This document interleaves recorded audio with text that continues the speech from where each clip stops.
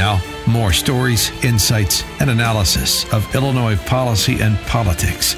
This is Illinois Rising, presented by the Illinois Opportunity Project. Once again, your host, AM 560's Dan Proft. Dan Proft back on this edition of Illinois Rising. Just a final thought after conversations with three Republican state legislative candidates as we think about this election. So it's not just about the suburban races and some downstate races as well, determining whether or not we're going to make a change in leadership in the General Assembly and by extension the state. Everybody, regardless of your political stripe, recognizes Mike Madigan's the most powerful politician in the state and has been for a long time. So much so he forced Bruce Rauner to concede that he wasn't in charge of the state back last winter. An amazing statement for a governor to make. Perhaps frighteningly accurate. And so can people connect that single dot? Can you connect that single dot? Can you educate your neighbors who aren't connecting it to connect that single dot that Deb Conroy in Eastern DuPage or Karina Vila in Western DuPage or Sam Yingling in Grays Lake or Marty Moylan in Northwest Suburban Cook, Amy Kessam on the north side of the city, or Robert Martwick on the north side of the city running against Amy Kessam, Republican, that votes for those Democrats is just a vote for Mike Madigan. It's a vote to not change a thing in 2019. And I just, 85% of the state says it's on the wrong track. Paul Simon Public Policy Institute has more than half the state wants to leave. The next closest state in terms of percentage of population that wants to leave the state is Connecticut, at less than half of the population that wants to leave Illinois. I mean, it's remarkable, damning numbers. So can you connect that single dot? And for, frankly, those that are part of the beneficiary class for the way things are, it's this formulation I've suggested previously. Your pension, your job, or your home. Which do you want to give up to stay in Illinois? Because public sector or private sector, nobody escapes the property taxes that I've talked about ad nauseum on this show and on my morning show that you hear the candidates talking about, the feedback they're getting from voters in their districts. Nobody escapes. Everybody's going to take a pounding, and for most people, it will be on the largest investment they make in their lives. So you're willing to give up your home equity, built up over time by working hard and paying a mortgage? You're willing to give up your job because companies aren't coming here and the ones here aren't expanding? Or you're willing to give up your pension with the largest unfunded pension liabilities in the country? You think if you're a first responder or teacher, state employee, municipal employee, and you're in your 40s or younger, you think that you have a glide path to one of those seven-figure guaranteed pensions that current pensioners are enjoying? The math is inexorable, and we're seeing visited upon municipal communities all over the state. Last week we talked about Evanston being the latest example of laying off or proposing to lay off police and fire. It's real. And what of the Republican Party? After November 6th, after Tuesday, somebody's going to have to, or some bodies are going to have to pick up the pieces and rebuild the Republican Party. And as critical as I've been of the Republican Party under Benedict Rauner and the surrender Republicans and the feckless, weak legislative caucus leaders, I will be the first to admit that this didn't begin with Bruce Rauner, but it needs to end with this election cycle. And to that point, a remarkable letter to the editor this week in the Daily Herald. Remarkable. You remember Bob Kustra? He was Jim Edgar's lieutenant governor, often touted as the last good governor we had. That's touted incorrectly. Just because he was a teetotaler and had good hair doesn't mean he was a good governor.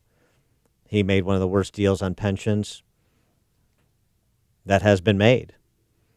His pension ramp, backloading pension obligations, is why we have the largest unfunded liabilities, in part why we have the largest unfunded liabilities in the country. Raise taxes. He was a corporatist. He was a caretaker.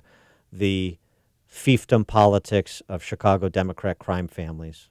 He was just a cleaner version of George Ryan when it came to the politics of always, at least as long as I've been on this planet in this state. So Jim Edgar has thrown in with J.B. Pritzker in this campaign. Widely reported that he's been prepping him for debates and the like. Jim Edgar's throwing in with Spalding. Republican governor, right? Bob Kustra, his lieutenant governor, who fled the state after he lost the Republican primary for Senate, despite being the establishment's it girl that year, to Al Salvi, 96, and then Al Salvi lost to Durbin, and we've been afflicted with Durbin ever since.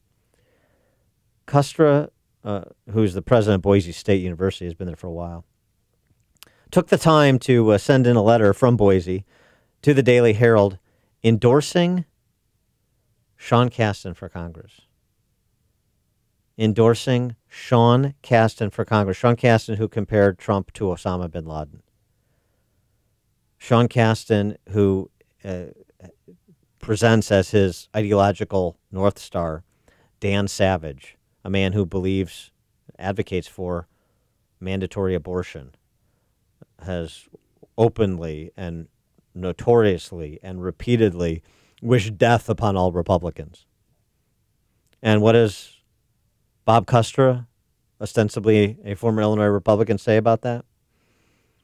I'm endorsing a man who will serve as an independent check on the president, who will provide checks and balance to Congress to a Congress out of control, and will fight for common sense bipartisan policies. That's how he describes Sean Casten. You see, folks, this has been a surrender Republican Party for a long, long time. Formally complicit with Chicago Democrats, or just doing a tepid impersonation of their spoils of war politics. It's been like that for a long time, which is why Illinois is the worst governed state in the country, which is why the Illinois Republican Party is the weakest, least organized political party in the country. The two are linked. So on November 6th and after November 6th, your votes and your actions will determine whether or not we continue to have a Republican Party in the state. Because, by the way, it hasn't, as I made clear, it hasn't been conservatives at the helm of the Illinois Republican Party for the last 40 years. It's been establishment, corporatist, combine Republicans. From Jim Thompson to Jim Edgar to George Ryan to the Topinka years in the wilderness for 8 years or almost 8 years of Blagojevich to Quinn, and now the last 4 years under Rauner and his failure as a erstwhile conservative reformer who folded the conservative reform tent. It's the one thing we haven't tried. The one thing we haven't tried in this state as Republicans is to be conservative reformers in the model of Mitch Daniels and Scott Walker, and it's the only thing that'll work. And we know because it's worked in other states all around us. So that's the party we either become after November 6th or we become no party. And we end deluding ourselves that we're going to compete for statewide offices in Illinois or control of the General Assembly. You'll have a few Republicans in office, bouncing around the state, but you're not going to have a functioning party that competes. It'll be very much like California, except at least they have hard caps on property taxes. So that's the choice. It's the choice on Tuesday when you think about these suburban races. If you're in the middle, Republican versus Democrat, including in the races that we profiled on this show.